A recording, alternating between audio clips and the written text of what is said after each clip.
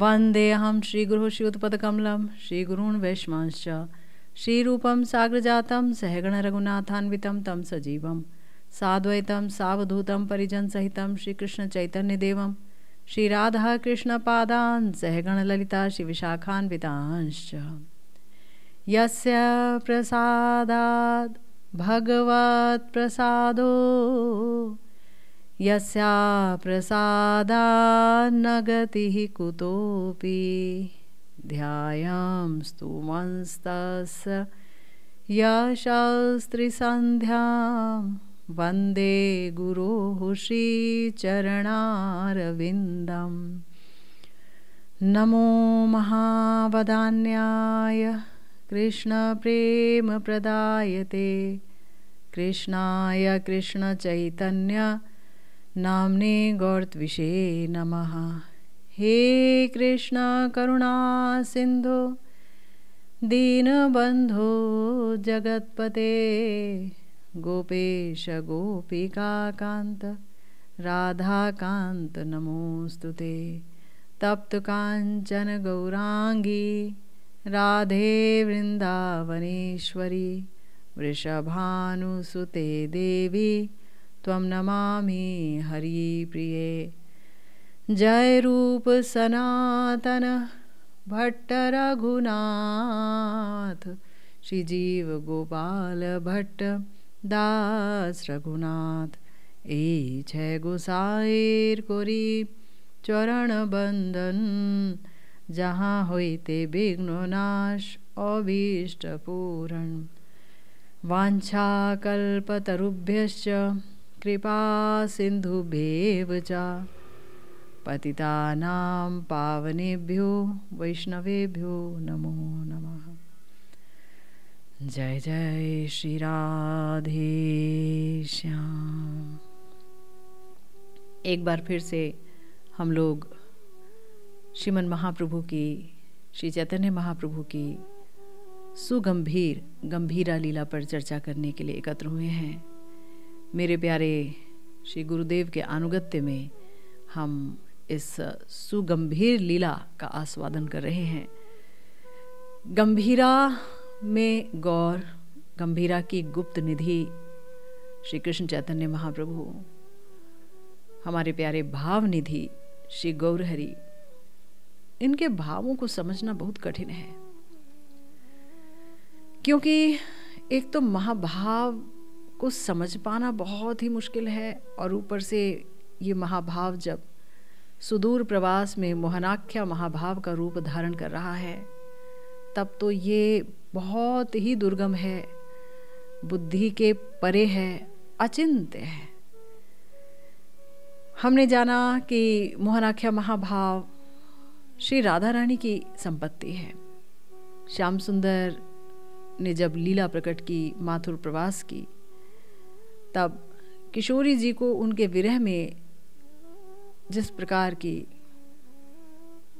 अवस्था हुई, जिस प्रकार वो चित्रजल्प दशा में चली गई, उद्घूर्णा दशा में चली गई, दिव्योन्माद की दशा में चली गई, और वो दशा ऐसी कि जो बाहर से देखने में एकदम विष जैसी, बड़ी ही दुखद, लेकिन अंतर आनंदमय, भीतर से परम आनंद प्रदायक है वो दशा।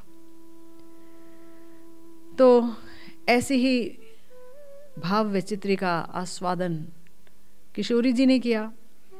हमने जाना किशोरी जी ने जो आस्वादन किया वो तो ठीक है, लेकिन उनका जो ये आस्वादन है ये उनके आधार में रहा, यानी मोहनाख्या महाभाव या मादनाख्या महाभाव किशोरी जी की निजस्व संपत्ति है, इसलिए उनको उस संपत्ति ने आलोड़ित किया भी, तो भी उस हद तक आलोड़ित नहीं किया जिस हद तक जब वो श्री कृष्ण चंद्र के श्री विग्रह में ये महाभाव प्रकटित हुए, यानी गौरांग महाप्रभु के अंदर जब वो महाभाव प्रकटित हुए और मोहनाख्या महाभाव का आस्वादन उन्होंने किया, तब वो कूर्माकृति हो गए, वो दीर्घाकृति हो गए, है ना।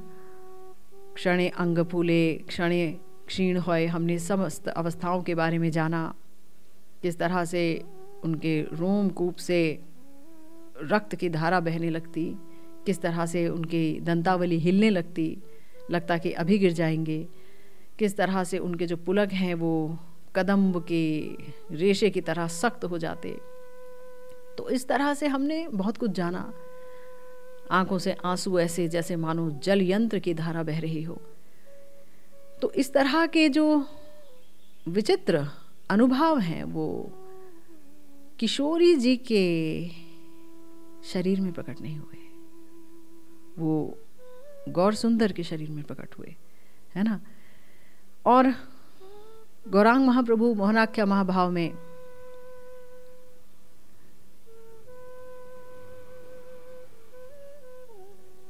गंभीरा में एकांत में पूरी तरह से श्री कृष्ण रसास्वादन कर रहे हैं, श्री कृष्ण रस में डूबे हुए हैं। और देखिए, श्री कृष्ण प्रेम की प्रकृति ऐसी है कि तृष्णा कभी यहाँ शांत नहीं होती है, तृष्णा बाढ़े निरंतर।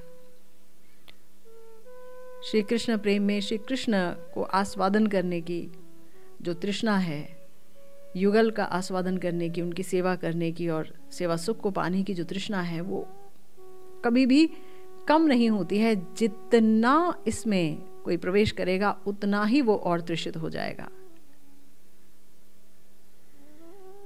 तो ऐसी ही कुछ अवस्था है हमारे प्यारे श्री कृष्ण चैतन्य महाप्रभु की गंभीरा की उस गुप्त कक्ष में, जहाँ पर वो आत्महारा होते जा रहे हैं, श्री कृष्ण के माधुर्य का आस्वादन करते करते विरह भाव में, विप्रलंभ रस में, जहाँ उन्हें त्रिजगत ही कृष्णमय दिखता है।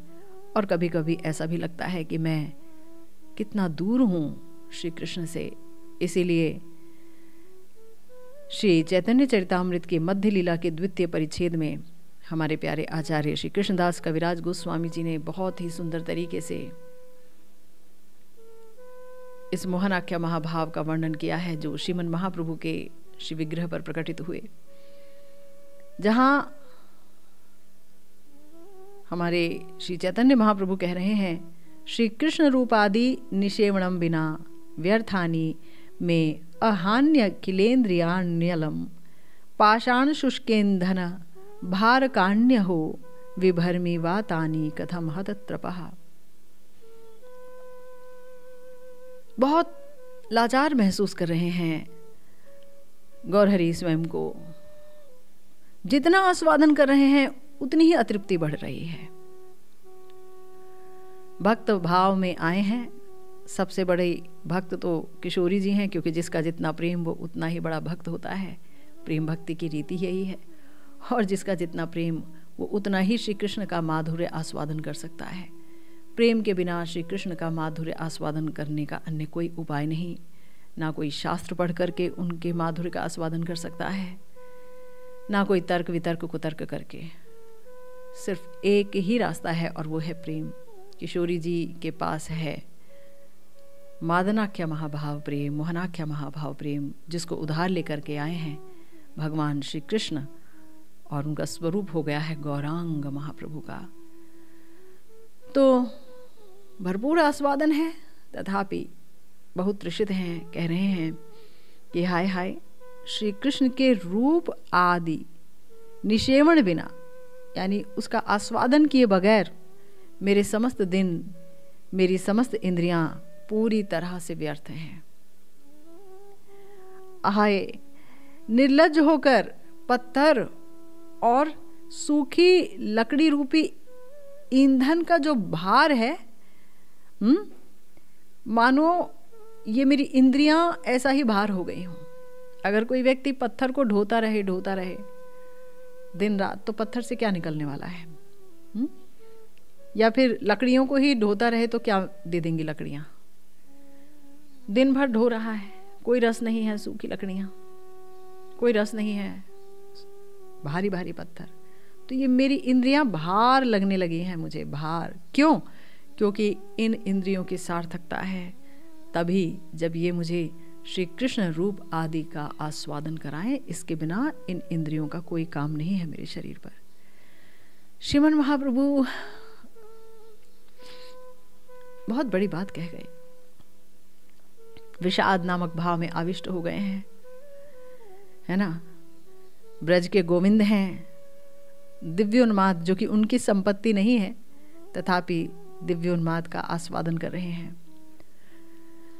हमने ये जाना कि यही जो दिव्योन्माद है, जब किशोरी जी के श्री विग्रह पर प्रकाशित होता है, तब उनको वो इतना आलोड़ित नहीं करता है, क्योंकि उनकी अपनी संपत्ति है, वो नियंत्रित कर पाती हैं उस दिव्योन्माद के उस भाव को।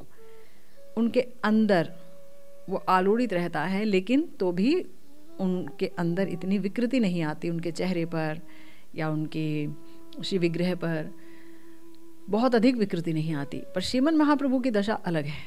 किशोरी जी भी क्रंदन करती हैं श्याम सुंदर के विरह में, और श्री चैतन्य महाप्रभु भी क्रंदन कर रहे हैं, क्योंकि उनका जो भाव है, याद रखिए, प्रिया जी का ही भाव है। प्रिया जी के भाव को ही उधार लेकर आए हैं श्याम सुंदर, निज नाम, निज स्वरूप, निज रूप, निज गुण, निज लीला का आस्वादन करने के लिए।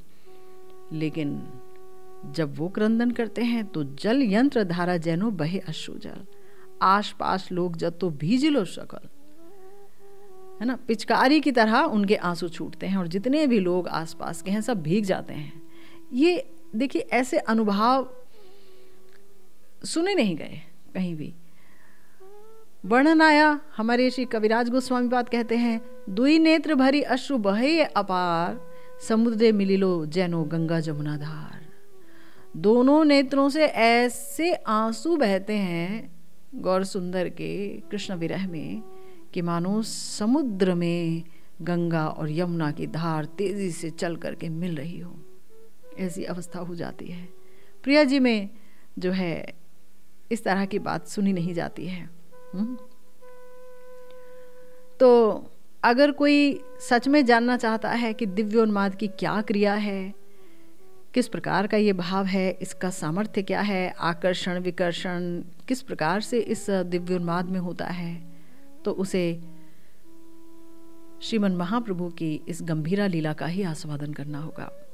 क्योंकि राधा रानी का प्रेम कितना महान है, कितना गुरु वस्तु है, क्योंकि प्रेम के अलावा तो गुरु वस्तु कुछ है ही नहीं। गुरुदेव को भी हम गुरु इसीलिए कहते हैं क्योंकि जय जय श्री गुरु प्रेम कल्पतरु, वो प्रेम के कल्पतरु हैं। तो प्रेम यानी कृष्ण प्रेम ही है जो गुरुता प्रदान करता है। प्रिया जी गुरु गंभीर हैं, लेकिन इस गुरु का जो गौरव होता है, यानी भारीपन का जो गौरव होता है, उस गौरव से बहुत दूर हैं किशोरी जी। और ऐसी ही अवस्था हो रही है हमारे प्यारे गौर सुंदर की, जहाँ वो कहते हैं कि मेरे सारे दिन बेकार हो गए, मेरी इंद्रियां बेकार हो गई, मैं श्री कृष्ण के माधुर्य का आस्वादन नहीं कर पाया।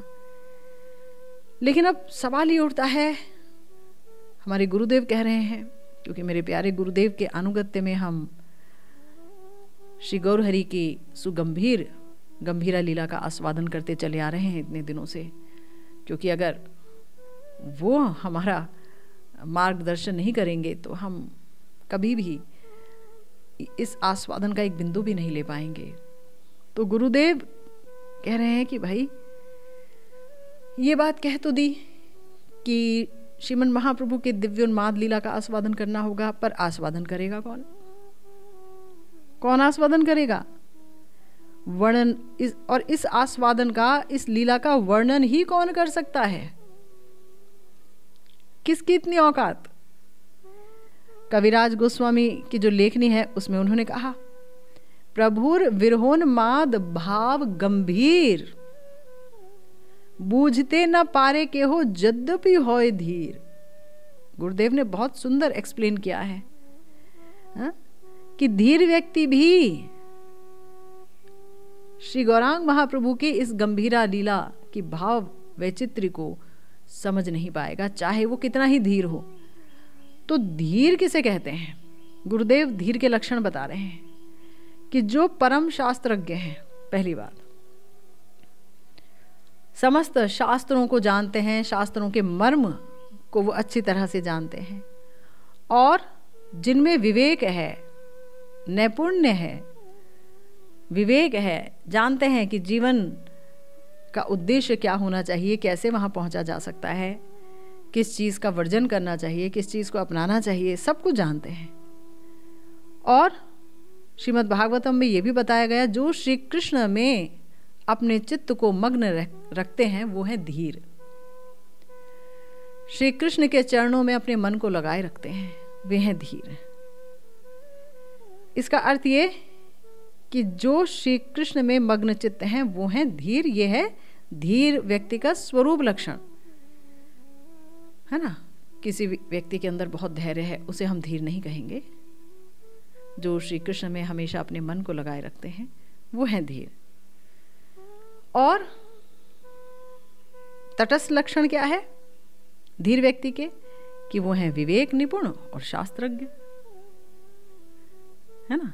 उनके अंदर शास्त्र की जानकारी है, शास्त्र का ज्ञान है और विवेक है। इतने सारे गुण यदि रहें किसी के अंदर तो उसे कहा जाएगा व्यक्ति धीर है। कविराज गोस्वामी जी ने कहा कि ये जो गंभीरा की लीला है ना, वो इतनी भाव गंभीर है कि अगर कोई बहुत धीर होगा तो भी नहीं समझ सकता। भाई अजीब बात है, श्री कृष्ण के चरणारविंद में जिसका मन हर पल हर क्षण लगा रहे तो भी वो नहीं समझ सकता, ये कैसी बात है? तो धीर व्यक्ति जब नहीं समझ सकते तो फिर हम जैसे कीट कीटाणु जीव भला कहाँ समझ सकते हैं? हाँ, इसलिए तब तो ये लीला हमारे लिए दुर्गम ही रहेगी, हम तो कभी समझ ही नहीं सकते। फिर ऐसी लीला श्रीमन महाप्रभु ने की ही क्यों, जिसको समझा ही नहीं जा सकता है, बिल्कुल ही समझा नहीं जा सकता है, कोई उपाय ही नहीं है। तो कविराज गोस्वामी जी कह रहे हैं ना ना ऐसा नहीं है, ऐसा नहीं है, आश्वासन दे रहे हैं कि देखो हम तो ये कह रहे हैं कि कृष्ण भक्त अगर कोई है और शास्त्रज्ञ भी है तो इन्हीं गुणों की वजह से हम श्रीमन महाप्रभु की लीला समझ जाएं, ऐसा नहीं हो सकता। इसके संग में एक और योग्यता होनी आवश्यक है। क्या योग्यता होनी आवश्यक है? तो कह रहे हैं सेई बूझे वर्णे चैतन्य शक्ति देन जा रही। जिसको श्री चैतन्य महाप्रभु शक्ति देते हैं वही इन लीलाओं का वर्णन कर सकता है, वही समझ सकता है ना। तो इतनी भाव गंभीर लीला है, और वो भी जिनकी लीला है, अगर वही कृपा नहीं करेंगे तो कैसे समझ में आएगा? जिनकी लीला है श्री चैतन्य महाप्रभु की, वही कृपा करेंगे, वही समझने की शक्ति देंगे, वर्णन करने की शक्ति देंगे। उनका ही कृपा भाजन बनना होगा, या फिर जो उनका दास है, श्रीमन महाप्रभु का दास अनुदास है, अगर उसकी कृपा मिल जाए तो भी श्रीमन महाप्रभु कृपा करते हैं, तब समझ में आती है बात। तो कहने का अर्थ यह है कि श्री चैतन्य महाप्रभु की ये जो विरहात्मक, ये विरह उन्माद लीला है, ये अगर हम आस्वादन करना भी चाहें तो भाई ये तो कोटि कोटि सिंधु से भी अपेक्षा गहरी लीला है। हम जैसे क्षुद्र जीव शक्ति भला इसका कितना ही आस्वादन कर पाएंगे? क्योंकि कहा गया है कि प्रेम एक ऐसी वस्तु है, क्या है? श्री कृष्ण प्रेम सुख सिंधु, पाइया तार एक बिंदु, से बिंदु जगत डुबाए। प्रिया जी का जो प्रेम है वो प्रेम का महा सिंधु है, और गौरांग महाप्रभु का प्रेम प्रिया जी के भाव में कृष्ण प्रेम का महा सिंधु है। तो महासिंधु को हम पूरा आस्वादन कर पाएंगे जीव शक्ति होकर, ये असंभव है। लेकिन सुंदर बात यह है कि इस प्रेम के महासिंधु के एक बूंद से ही, यानी अगर एक बूंद ही मिल जाए तो पूरे जगत को डुबोने की क्षमता वो बूंद रखती है ना। तो एक बिंदु ही जगत के लिए काफी है, एक बिंदु ही मिल जाए। गुरुदेव कह रहे हैं यही नहीं, इस एक बिंदु प्रेम में एक ही जीव नहीं, पूरा जगत ही बह जाएगा, इतनी शक्तिशाली है। ये एक बिंदु प्रेम बहुत शक्तिशाली है। तो इस प्रकार की वस्तु है कृष्ण प्रेम, और उस कृष्ण प्रेम के चरम है श्रीमन महाप्रभु का दिव्योन्माद। कृष्ण प्रेम और कृष्ण प्रेम का भी जो चरम हो सकता है वह दिव्योन्माद,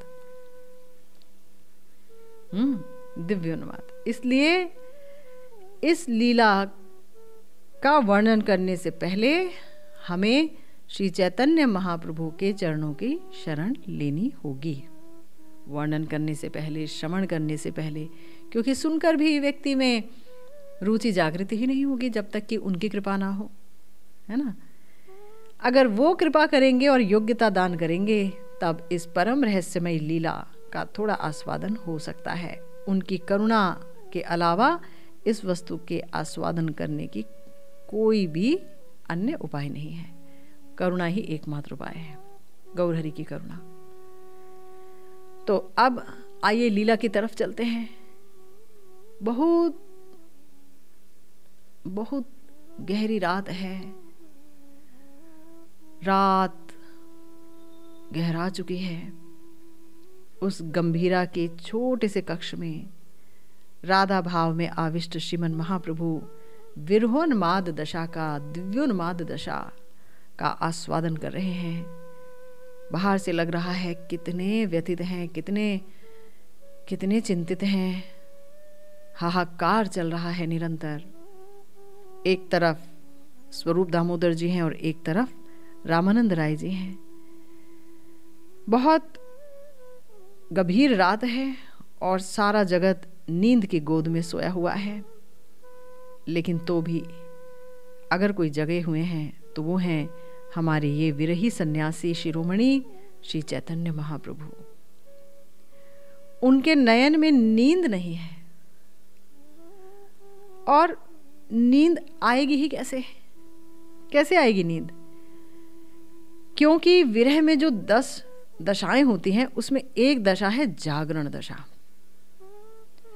अगर कृष्ण का विरह है सच में तो नींद नहीं आएगी, व्याकुलता रहेगी, छटपटाहट रहेगी, नींद गायब हो जाएगी। तो पहले तो आएगी चिंता, हाय कृष्ण कहाँ हैं, हाय मैं कब उनके चरण पाऊंगी, हाय क्या होगा, कभी पाऊंगी कि नहीं, कब ऐसी योग्यता मेरे अंदर आएगी कि मैं कृष्ण चरण पा सकूं।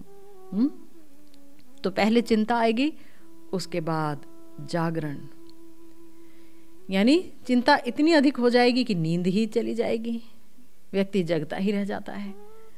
और दिव्योन्माद में तो नींद आती ही नहीं है। फिर उद्वेग, व्याकुलता, व्याकुलता। तो ये जो जागरण दशा है, गुरुदेव कह रहे हैं कि ये राधा रानी में बहुत अधिक है। उन्हें तो नींद ही नहीं आती।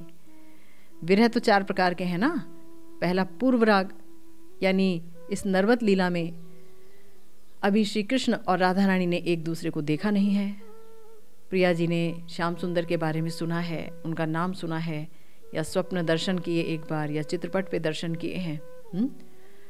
तो ऐसे में वो बहुत व्याकुल हो गई हैं उनसे मिलने के लिए।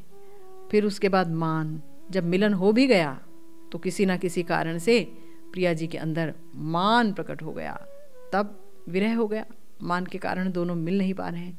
या फिर प्रेम वैचित्र्य, प्रिया जी श्याम सुंदर के गोद में ही स्थित हैं, लेकिन उनकी जो बुद्धि है वो श्री कृष्ण की किसी लीला में ऐसे प्रविष्ट हो गई है कि उनको ये भान ही नहीं रहा कि वो श्री कृष्ण के पास हैं, और वो अचानक हा मधुसूदन या हा कृष्ण, हा श्याम सुंदर कह के श्री कृष्ण के अंक में ही मूर्छित हो गई। विचित्र बात है, श्री कृष्ण के गोद में है और सोच रहे हैं कि श्री कृष्ण कहाँ चले गए, कहाँ गए, हाँ मेरे कृष्ण कहाँ हैं। और श्याम सुंदर प्रिया जी की ये दशा देख करके एकदम अचरज में पड़ गए कि ये क्या मैं देख रहा हूँ, मैं तो पास में ही हूँ, इससे पास और क्या हो सकता हूँ। लेकिन प्रिया जी तो हमको देख ही नहीं पा रही हैं, और मेरे ही विरह में व्याकुल होकर वो तो मूर्छित हो गई। विचित्र अवस्था है। तो प्रेम वैचित्र्य, और फिर चौथा है प्रवास। प्रवास दो तरह का है, एक है अदूर प्रवास, जैसे कि श्याम सुंदर चले जाते हैं गैया चराने के लिए तो विरह हो जाता है। एक है सुदूर प्रवास, बहुत लंबे समय के लिए चले गए मथुरा। तो ये जो सुदूर प्रवास है ये है माथुर विरह। ये कोटि समुद्र की तरह भाव गंभीर है, इसको समझना बहुत ही कठिन है। लेकिन हम प्रिया जी के पूर्व राग दशा में ही देखते हैं कि उनके आंखों में नींद नहीं है, वो चिंतित हैं, चिंता के मारे छटपट कर रही हैं, रात के बाद रात, रात के बाद रात वो जगी हुई हैं। सखियां चिंता कर रही हैं कि हाय हाय ये हमारी राई धनी किशोरी मणि कैसे सोएंगी, हम क्या उपाय करें कि इनको थोड़ी सी तो नींद आ जाए, ये तो जगती रहती हैं। लेकिन श्री राधा रानी के नयनों में नींद नहीं है। विशाखा जी मन ही मन चिंता कर रही हैं कि श्री कृष्ण के दर्शन के अलावा इनको नींद आने वाली नहीं है। ये कृष्ण दर्शन पाएंगी तभी इनको नींद आएगी। तो किस तरह से कृष्ण का दर्शन कराया जाए राधा रानी को, इसका उपाय वो चिंता कर रही हैं, सोच रही हैं। तब प्रिया जी बोली, देखो सखी, तुम ये सोचना छोड़ दो कि कृष्ण को कैसे मुझसे मिलाया जाए, वो तो हो ही नहीं सकता, क्योंकि वो बहुत दुर्लभ वस्तु है। दुर्लभ वस्तु है क्यों? क्योंकि यहाँ पर की अभाव है। किशोरी जी अगर जावट में हैं तो वहाँ पर सास हैं, पति है अभिमन्यु, जटिला कुटिला, कुटिला जो है ननद है, तो गुरुजनों का पहरा है, आस पड़ोस है, ऊपर से लज्जा है। कैसे मिलेंगी? मिल ही नहीं सकती हैं। कुलवधू जो हैं, दो कुल की मर्यादा उनके हाथ में है, तो कैसे खुलेआम मिला जा सकता है? मिला ही जा सकता है, ये भी संभव है कि नहीं ये भी नहीं जानती हैं, क्योंकि पूर्व राग की दशा भी श्री कृष्ण से बात नहीं हुई। तो कह रही है कि बहुत दुर्लभ वस्तु हैं श्री कृष्ण। देखिए विचित्र बात है, प्रिया जी श्याम सुंदर की आह्लादनी शक्ति हैं, ये तो तत्वतः सही बात है ना। जैसे दूध और उसकी सफेदी को अलग नहीं किया जा सकता, ऐसे ही राधा कृष्ण को अलग नहीं किया जा सकता। लेकिन लीला के लिए दो रूप धारण करते हैं और लीला का आस्वादन करते हैं, है ना। और लीला और भी अधिक बढ़े, वहां माधुर्य का उच्छ्वास बढ़े, तो अपनी ही शक्ति को श्याम सुंदर पर किया भाव पहना देते हैं कि तुम जो है दूसरे की पत्नी हो, कुलवधू हो। मेरी शक्ति हो ये वो भूल जाते हैं, मैं शक्तिमान हूं ये श्याम सुंदर भूल जाते हैं कि मैं सर्वज्ञ हूं, भगवान हूं, वो भूल जाते हैं। अगर याद रखें तो लीला का आस्वादन वो नहीं कर पाएंगे, जबकि वो तो हैं रसो वैसा रसिक शेखर। रसिक शेखर ही अगर रस ना ले पाए, आस्वादन ना कर पाए, तब इससे बड़ी दुखद स्थिति और क्या होगी। जो बना ही आनंद से है और आनंद का आस्वादन करना ही जिसका कार्य है, प्रेम आस्वादन ही वो करना चाहते हैं।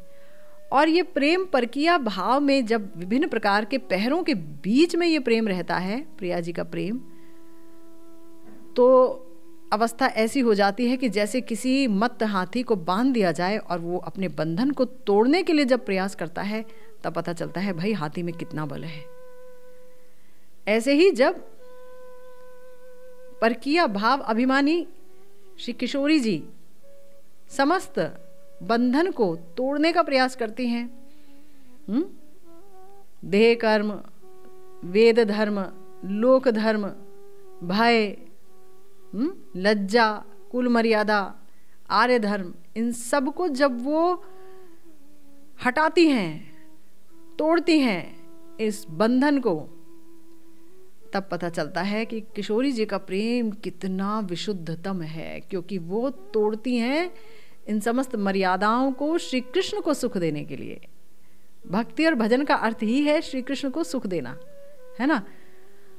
तो अभी पूर्व राग की स्थिति है, अभी तो श्री कृष्ण बहुत ही दुर्लभ है किशोरी जी के लिए, इसलिए कह रही हैं मैं उन्हें पा नहीं सकती। इसलिए जब उनको पा ही नहीं सकती तो तुम ऐसा करो, कोई मंत्र ले आओ किसी मंत्र को पढ़ दो कि मुझे नींद आ जाए, या कोई औषधि ले आओ जिसे खाकर मुझे नींद आ जाए, है ना। इसका ही चिंता करो तुम सखियों, ये चिंता मत करो कि गोविंद को कैसे मिलाएं।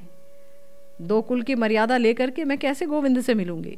तुम बस मुझे नींद ले आकर दे दो, मैं कैसे भी सो जाऊं। क्यों? क्योंकि अगर नींद आ गई तो उनका दर्शन मैं सपने में कर लूंगी, और नींद नहीं आई तो मैं दर्शन के बगैर रहूंगी और चिंतित रहूंगी और कष्ट में रहूंगी। उनका दर्शन संभव नहीं हो पाएगा, और अगर दर्शन नहीं हुआ तो मेरे जीवन की रक्षा नहीं हो सकती। सखियों, ये समझ लो, ऐसी अवस्था है हमारी रायधनी की। तो यहां श्रीमन महाप्रभु तो श्री कृष्ण का आधार हैं।